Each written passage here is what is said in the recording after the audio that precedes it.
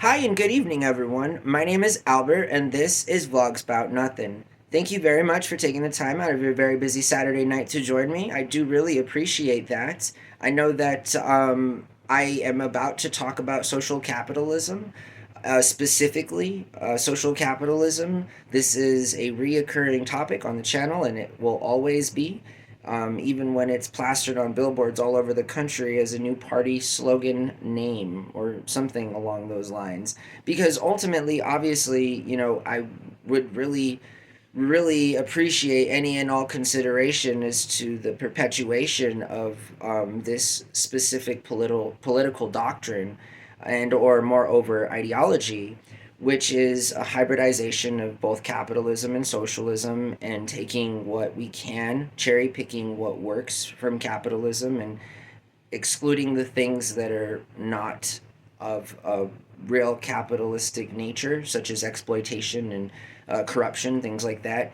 and all while, providing certain unalienable rights in a social welfare system that benefits everybody. So UBI, nationalized healthcare, tuition or loan forgiveness, things like these. These are concepts that fall within my socialist perspective of social capitalism.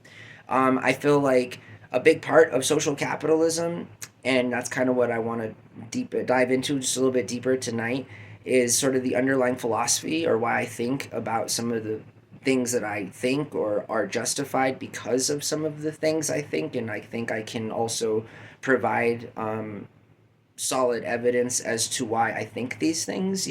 I think that, for example, the cool thing about being a content creator or just being a artistic creative person, whether that's being like a writer or an artist or whatever, is that new ideas are often always the hardest to sell, but always reap the biggest rewards. And it is for that very reason some people take it upon themselves to try and convey certain larger messages in hopes that they can then be received in sort of a positive light. I mean, or at the very least, a speculative nature where it can then be debated in a fair and honest, transparent, open way to see who, is the real victor. And as it concerns the competition that obviously comes along with anti social capitalist ideas.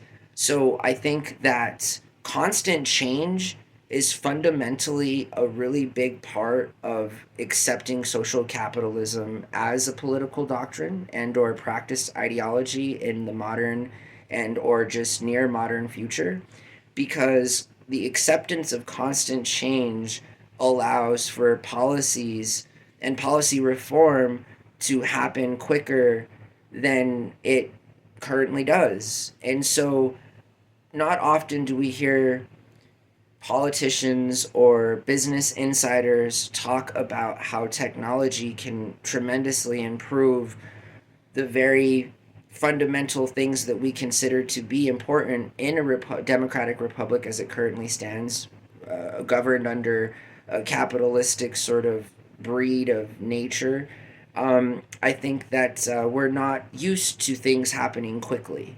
I say that because senators and congressmen debate sometimes for weeks and whole sessions that last months about basic provisions that cannot be agreed upon for policy reform in these things. So eventually, we'd like to utilize technology to sort of balance out the playing field as it concerns the workload with politicians. And I feel like working side by side with sentient AI, generative AI, AR, VR, all of these different kinds of futuristic, very soon to be real things will soon emerge into something more grand and can be utilized again in a way that politicians can utilize their time in the best ways that represent their constituents. And so a big part of that is constant change. And that's like opposite, way opposite of how really conservative our government and nation is, in that we are a very conservative nation.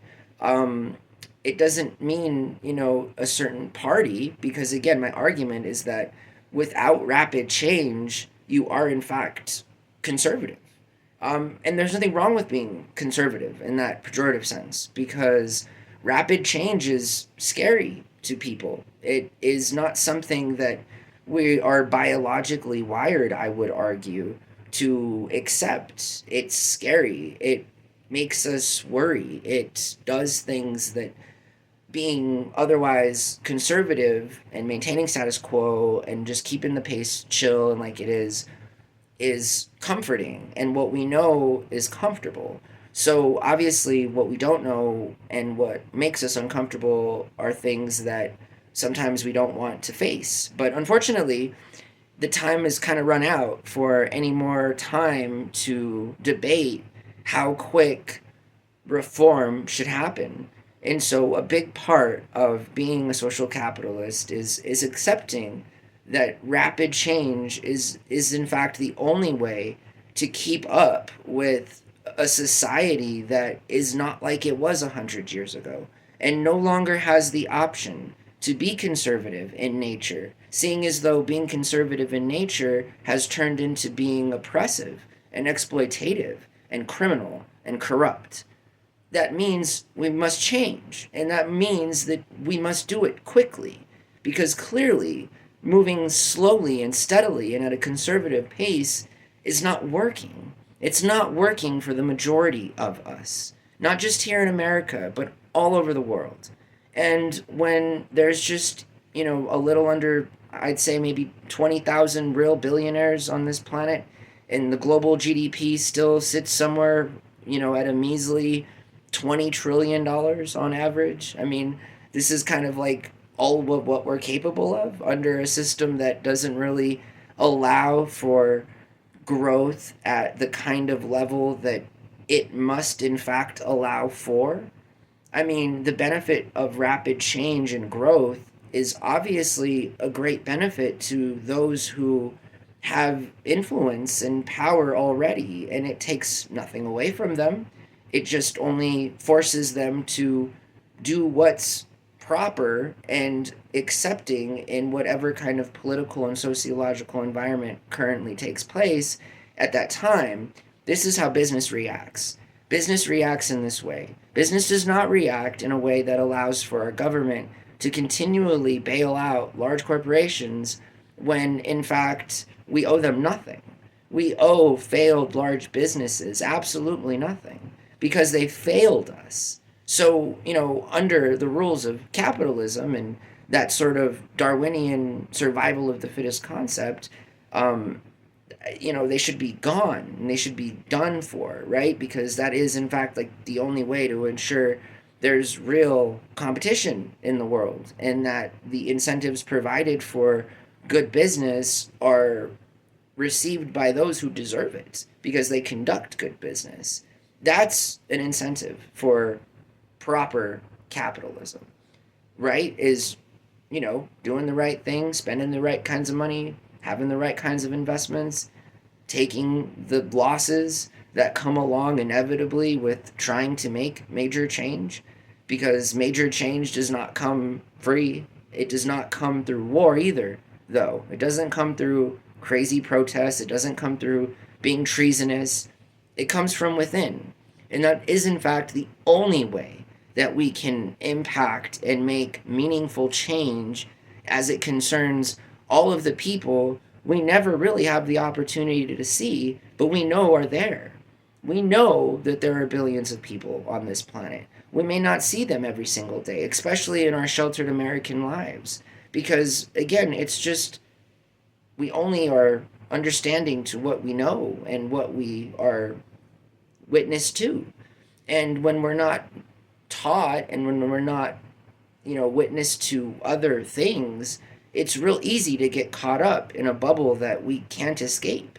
So I feel like the most fundamental part of being a social capitalist, the underlying determination of that doctrine, is accepting rapid change.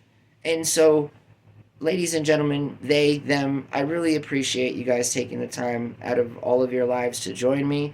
I know that what may seem like ranting at some point in the future, I hope to have real meaning for many people out there because I truly feel like this. And if I'm wrong, I'm wrong. And that's fine.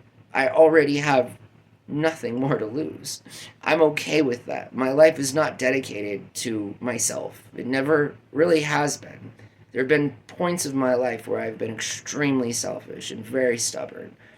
It's those particular times in my life that have really, really forced me to be a better person.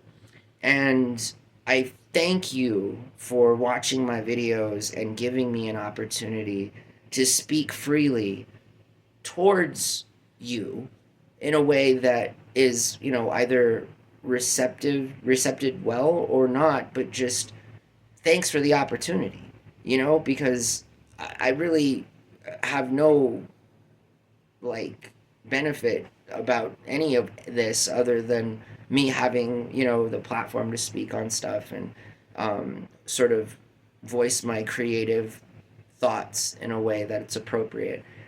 I hope you guys have a really good night. And if you're not already a subscriber, consider subscribing. It takes just a couple seconds, all right? Bye.